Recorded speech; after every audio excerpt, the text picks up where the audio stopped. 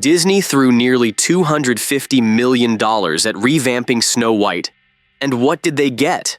Family Guy roasting the whole thing like a burnt marshmallow. Oh, you said we were going to a place Walt Disney built. No, Peter, I said supported. This wasn't just a jab at a movie. It was Family Guy torching the entire Disney playbook. Casting, reboots, corporate values, all of it. And the craziest part? They didn't even mention Rachel Zegler by name. They didn't have to. The message was brutal. Disney has lost the plot.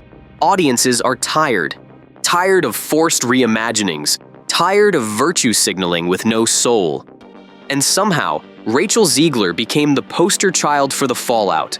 Cut to Peter Griffin wandering Disneyland. Behind him, a roller coaster crashing, labeled Disney stock. Yeah, that's not even shade. That's a straight-up billboard. Then it escalates.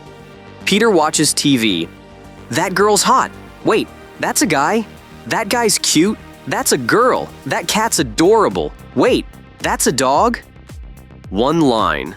Viral chaos. It became a meme for modern confusion. Everything's being remixed and redefined, and Family Guy just said what millions are thinking. But Family Guy didn't fire the first shot. South Park did, and where Family Guy jabbed, South Park went nuclear. In their Joining the Panderverse special, they didn't just parody Disney, they dismantled it. They introduced a parody of Kathleen Kennedy, yes, the actual exec behind Disney's reboot era, and gave her the Panderstone, a magical object that lets her shove diverse women into every franchise, even when it makes zero sense. The episode? Pure chaos. Cartman's stuck in a multiverse where every character is now a smug, soulless stand-in for corporate representation. Put a chick in it, make her gay. That line blew up online, not just because it was funny, because it was too accurate. South Park didn't stop there. They took aim at George Lucas, who, in real life, was caught on video shading Disney's direction post Star Wars. We think we're good people, but we're not. We ruin things and pretend it's progress. And just like that, Disney wasn't just being mocked, they were being called out from inside the house. Now caught in the middle of this meltdown, Rachel Zegler, again. Snow White hasn't even recovered from the fallout, and Disney's already lining her up for their next mega-budget swing. A live-action Tangled, estimated at over $500 million with marketing. Tell me exactly what it is you're afraid of. I keep having the same dream. Everywhere I look, people are being replaced. Okay, and who do you think is going to have you replaced? Them. The puppet masters. The last time I had the dream, I was walking down the school hallway. And I see Butters, and he's like, "Hey, Eric, you want to see what my mom packed me for lunch?" And that's when I start to notice that something's wrong. Everyone I cared about has been systematically replaced. This remake could be Disney's most expensive yet. And yet, they're doubling down on a star the internet is still roasting. People are asking, why her again? Why Tangled?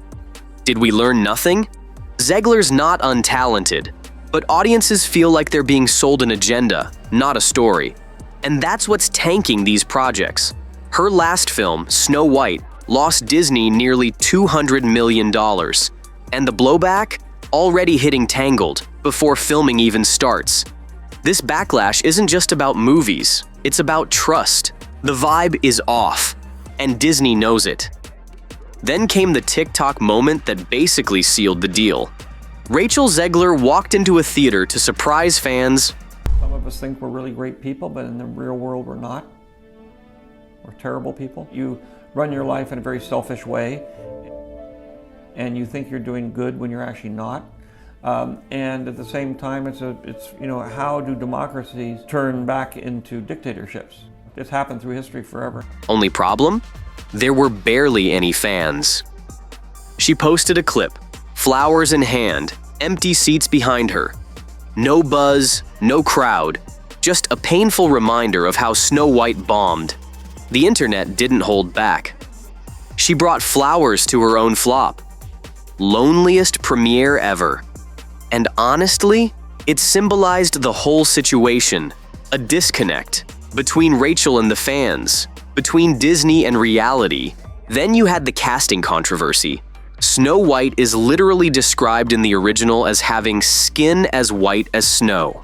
Disney cast a Latina actress. The internet blew up.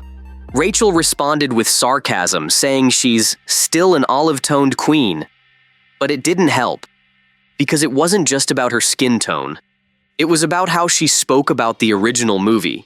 Rachel Zegler is not having her year where her Snow White movie is going to lose $200 million for Disney, but doing so, she also screwed over Tangled in the process. When Rachel Zegler was cast as Snow White, she joined one of Disney's biggest franchises, which was Disney Princess, where they've done $45 billion in merchandise sales just in the last 25 years. With the goal of trying to keep that brand fresh, they've tried to do live-action reboots of the Princess movies, and they have had success so far, with Cinderella making over $500 million on a budget of $90 million, and then Beauty and the Beast making $1.3 billion. But the last two attempts for Disney just haven't worked, where Halle Bailey's Little Mermaid lost $25 million for Disney, and Rachel Zegler's Snow White is way worse and it could lose up to $200 million. Now, because of those two failures, Disney's pausing their other attempts at making live-action reboots, including the live-action Tangled movie. Which Tangled was actually the most expensive animated movie of all time, costing $260 million, and it only made $592 million, which actually means it lost money factoring marketing and ticket splits. Still, Disney saw potential in Tangled having more success as a live-action movie, but now due to the failure of the Rachel Zegler films, they're no longer going to be pursuing that or other projects. So hey, she failed so bad she did something good getting rid of the reboots and without.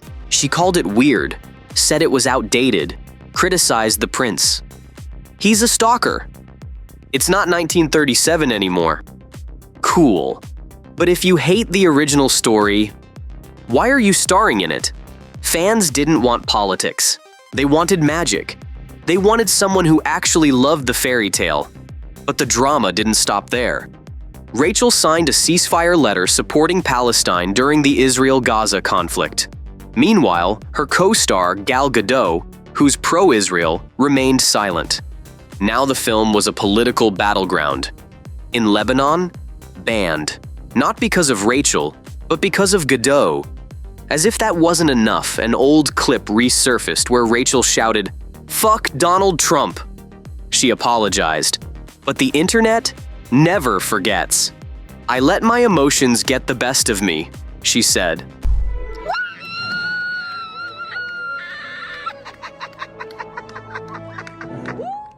But the damage was done.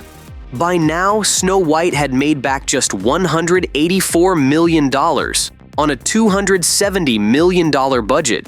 Even insiders started talking. Jonah Platt, son of the film's producer, blamed her public behavior, the interviews, the social media rants, the holier-than-thou attitude. That's what killed the vibe. That's what tanked the movie. Now Disney's scrambling. Their reboot strategy? Falling apart. Their next billion-dollar gamble? Already on shaky ground. And Family Guy? Still roasting them. In fact, they've done this before. Remember the Quagmire's Dad episode? They introduced a trans character, then had Brian vomit after learning he slept with her. That moment went viral for all the wrong reasons. Family Guy doesn't care about backlash. They double down. And if they're already mocking Disney's casting, politics, and failures, yeah, they're not done. Which brings us to one last name. The Simpsons. Disney owns them now. But that hasn't stopped the Yellow Legends from poking fun at Marvel burnout, Star Wars fatigue, and yes, reboot culture. If The Simpsons finally takes a shot at Snow White or Tangled, that's when you know it's over. Because when even your own properties turn against you, it's not about trolls. It's about losing the room. This isn't just about Rachel Zegler. It's about a studio that forgot how to tell timeless stories. The question now? Who's roasting Disney next? Family Guy already did? South Park lit the match. The Simpsons are loading the ammo. And if Disney doesn't change course soon, the next punchline might just be the final word.